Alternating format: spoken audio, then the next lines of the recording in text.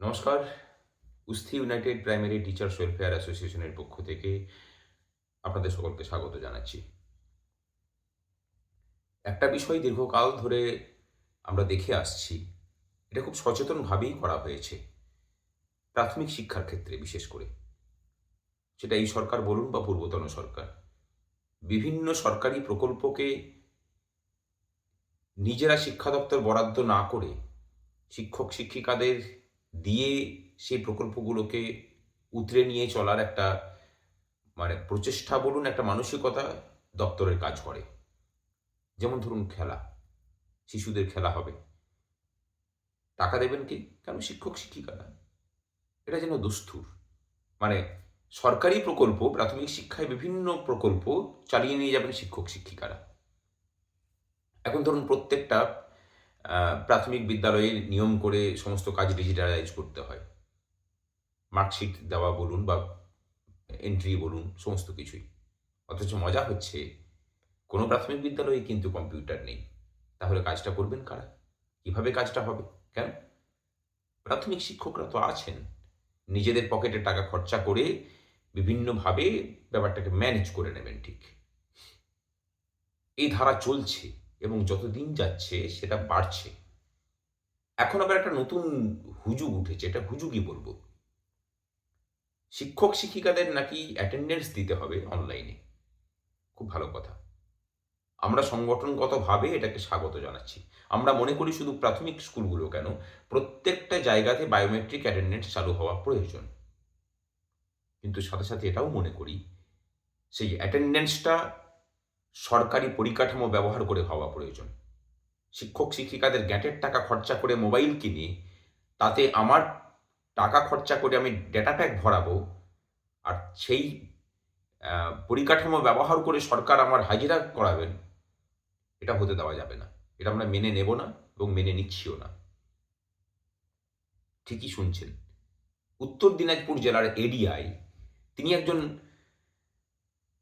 প্রাথমিক শিক্ষক, তৃণমূল প্রাথমিক শিক্ষক নেতা। তার সাথে আলোচনা করে এই হিটলারি তুগলকি কাণ্ডের একটা নির্দেশ দিলেন। যদিও সাহসে কুলালো না যে লিখিত কোনো নির্দেশিকা বের করবেন। আমরা বলছি যে মাননীয় এডিআই মহাশয়, দয়া করে লিখিত একটা নির্দেশিকা দিন আপনি, যে শিক্ষকদেরকে নিজেদের মোবাইল ব্যবহার করে নিজেদের ডেটা প্যাক খরচা করে এই কাজটা করতে হবে। তারপরে বাকিটা আমরা দেখছি। আর উত্তর দিনাজপুর জেলার শিক্ষক শিক্ষিকাদের কাছে আবেদন যে আপনারা সকলেই এই প্রক্রিয়াকে স্বাগত জানান, কিন্তু কয়েকটা শর্তে। প্রথম, বায়োমেট্রিক অ্যাটেন্ডেন্স যদি চালু করতে হয় তাহলে মেশিনের ব্যবস্থা সরকার করুক। আমাদের নিজেদের মোবাইল ব্যবহার করে নিজেদের ডেটা প্যাক খরচা করে আমরা কোনো কাজ এরকম করতে রাজি নই। এই জায়গাতে নিজেরা অটুট থাকুন, অটল থাকুন এবং কারোর কথাতে পরিচিত হবেন না। যদি কোথাও কেউ অসুবিধা সৃষ্টি করতে আসে বা কোনো রকম হুমকি দেয়, কুস্তি United Primary Teachers Welfare association আপনার পাশে আছে। আপনি সংগঠনের সদস্য হন বা না হন, আপনি প্রাথমিক শিক্ষক কিনা সেটাই আমাদের কাছে দেখার। আমরা কিন্তু পাশে থাকবো, লড়াই করব। এবং তার সাথে আরও একটা বিষয় আছে।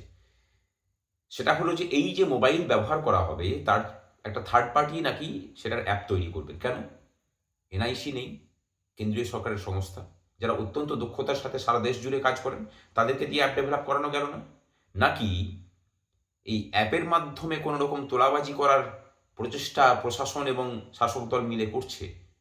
যে বলা হবে যে তোমাকে অমুক দিন অমুক মাসে ৫ দিন তোমাকে অ্যাবসেন্ট করিয়ে দেবো, এত টাকা তোমাকে দিতে হবে। বেচারি শিক্ষক শিক্ষিকাদের উপায় থাকবে না তখন যে ওই টাকা সেই নেতাদেরকে কাছে তুলে দিতে, অথবা অ্যাবসেন্ট হবেন, উপস্থিত থেকেও আপনাকে অ্যাবসেন্ট দেখানো হবে। সেই ধরনের প্রচেষ্টার ব্লুপ্রিন্ট তৈরি হয়নি তো? মানে জায়গায় জায়গায় এখন কাটমানির যোগান কমছে কিনা, তাই নতুন নতুন রাস্তা খোঁজার এটা প্রকল্প নয় তো? আমরা বিরোধিতা করছি। যে প্রক্রিয়াটা হচ্ছে সেটার বিরোধিতা করছি। আমরা স্বাগত জানাচ্ছি বায়োমেট্রিক অ্যাটেন্ডেন্সের, কিন্তু তার সাথে সাথে এই কথাটাও বলছি, শিক্ষক শিক্ষিকাদের কাছ থেকে কাজটা যেমন পুরোপুরি বুঝে নেওয়ার দায়িত্ব সরকারের, আমাদেরও কিন্তু অধিকার আছে সরকারের কাছে আমাদের সমস্ত পাওনাগন্ডা বুঝিয়ে দেওয়ার।